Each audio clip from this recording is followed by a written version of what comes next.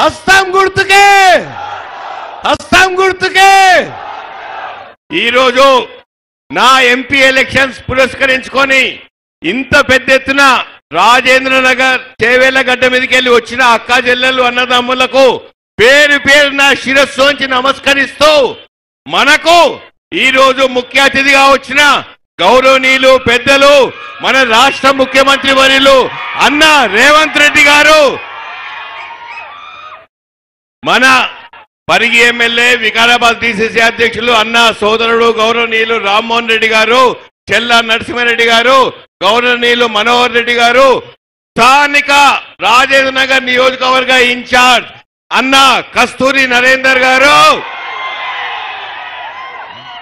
పెద్దలు గౌరవనీయులు వికారాబాద్ జిల్లా శాసనసభ్యులు పెద్దలు మన లెజిస్లేటివ్ అసెంబ్లీ స్పీకర్ గౌరవనీయులు ప్రసాద్ కుమార్ గారికి, భీం భరతనకు, షేర్లింగపల్లి నియోజకవర్గ ఇన్ఛార్జ్ జగదీష్ గౌడ్ గారికి, మహేశ్వరం నియోజకవర్గ ఇన్ఛార్జ్ పెద్దలు గౌరవనీయులు కేఎల్ఆర్ గారికి పేరు పేరున అందరికి నమస్కరిస్తూ వేదిక మీద అనిత హరినాథ్ రెడ్డి గారు ఉన్నారు, శారద గారు ఉన్నారు, సురేఖ గారు ఉన్నారు, అన్న పెద్దలు గౌరవనీయులు పెద్దలు జ్ఞానేశ్వర్ గారు, మన డైరీ డెవలప్మెంట్ కార్పొరేషన్ చైర్మన్ అన్న జ్ఞానేశ్వర్ గారు ఉన్నారు, నిజాముద్దీన్ గారు ఉన్నారు, వేదిక మీద పారిజాత నరసింహారెడ్డి గారు ఉన్నారు, సుజాత గారు ఉన్నారు, వేదిక మీద ఉన్న పేరు పేరున ప్రతి ఒక్కరికి ప్రీతం గారు అందరికీ నమస్కరిస్తున్నా.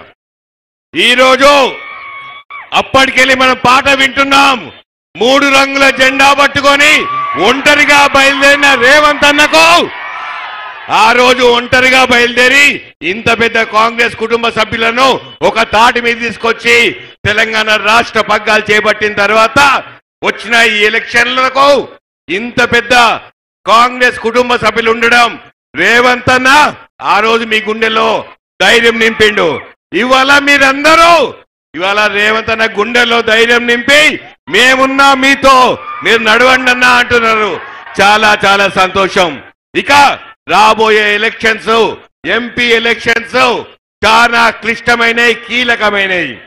ఎందుకంటే ఒకవైపు మన కాంగ్రెస్ పార్టీ లౌకికవాదం సెక్యులర్ వాదంతో పుట్టినప్పటి నుండి సెక్యులర్ వాదంతో ముందుకు పోతున్న కాంగ్రెస్ పార్టీ, మతతత్వ పార్టీ బీజేపీ ఇంకోవైపు ఇవాళ పోరు చాలా చాలా క్లిష్టమైంది, కీలకమైనది. ఎందుకంటే పెద్దలు గౌరవనీయులు రేవంత్ రెడ్డి అన్న మొన్న ఇక్కడ పగ్గాలు చేపట్టిన తర్వాత వచ్చిన ఎలక్షన్ ఇది. మనమందరం చేయి కలపాలి, చెయ్యిని బలపరచాలి. అందరు కాంగ్రెస్ పార్టీ అభ్యర్థులను గెలిపిస్తే అన్నకు బలం చేకూరుతుంది. ఆ బలంతో ముందుకు పోతాడు. మనకు రావాల్సిన నిధులు మేము తీసుకొస్తాం.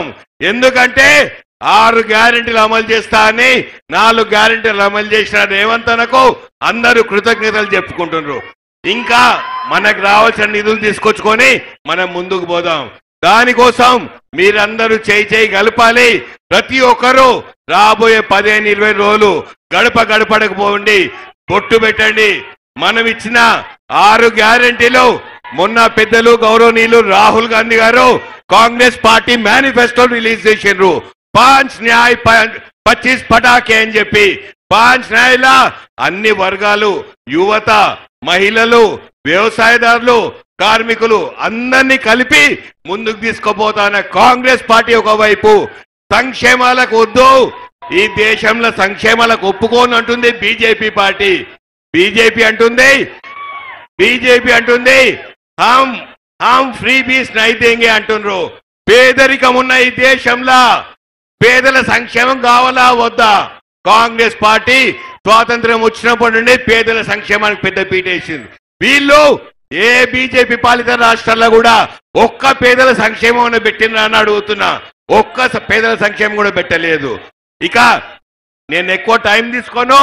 నా పోటీ కొండా విశ్వేశ్వరరెడ్డికి తోడు. కొండా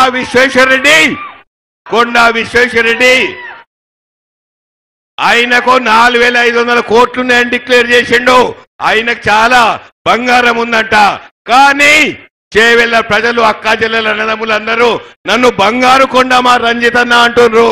అది నేను గత 5 సంవత్సరాలు మీకోసం ప్రజల మధ్యలో మీకోసం విద్య పరంగా వైద్య పరంగా సంక్షేమ పరంగా ప్రతి ఒక్కరు నా ఇంటికి వచ్చిన ఆదరించిన గౌరవించిన ఇంత ఛాయ్ దాయిపించిన పెళ్లికి వచ్చిన చావుకు వచ్చిన ఆ విశ్వేశ్వర రెడ్డి ఇంటికి వస్తే అపాయింట్మెంట్ తీసుకోమని అడుగుతుండట. అపాయింట్మెంట్ తీసుకొని అడిగి రమ్మనేటోళ్లకు ప్రతి ఒక్కరు రిటైర్మెంట్ ఇవ్వాలి. ఎవరినైనా గుర్తుపడతాడా అంటే పెద్ద పెద్ద నాయకులనే గుర్తుపట్టాడు. ఇవాళ పోతే నీది ఏ పార్టీ అంటాడు, నువ్వెవరు అంటాడు. నిధుల కోసం వస్తే ఆయన ఇంట్లోకి వెళ్ళి ఇచ్చినట్టు నిధులు ఇవ్వ అంటాడు. ఇవాళ ఎవరికైనా 1 లక్ష రూపాయలు సహాయం చేసినట్టు నేను ఛాలెంజ్ చేస్తున్నా. ఇక నా పైన లేనిపోని అసత్య ప్రచారాలు చేస్తున్నాడు.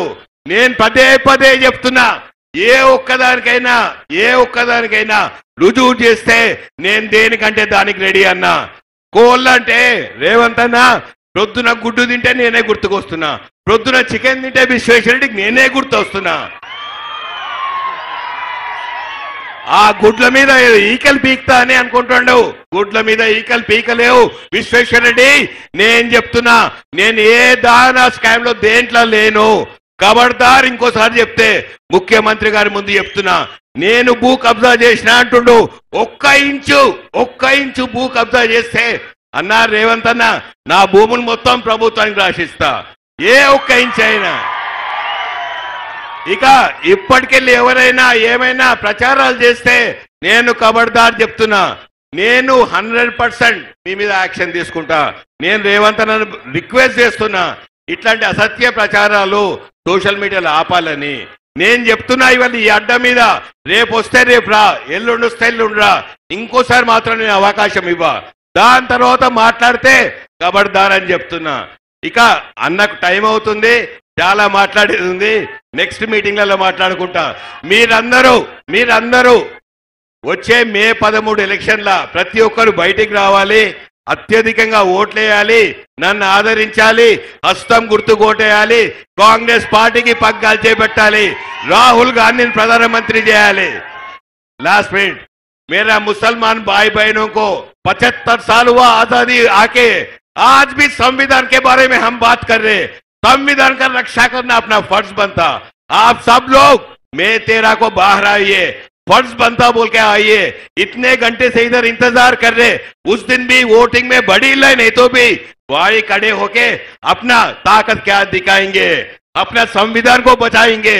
पर तब लोग बाहर आना, तब लोग बाहर आके जितना वोटिंग परसेंटेज बढ़ा लिए तो हम अपने भविष्य के लिए, हमारा बच्चों के लिए हम देखभाल कर सकते. मन पिल्लల కోసం, మన పిల్లల భవిష్యత్తు కోసం, మన బతుకుల కోసం అందరం చేయి కలపాలని చెప్పుకుంటూ నాకు ఈ అవకాశం ఇచ్చిన ప్రతి ఒక్కరికి కృతజ్ఞతలు తెలుపుకుంటున్నా. జై కాంగ్రెస్.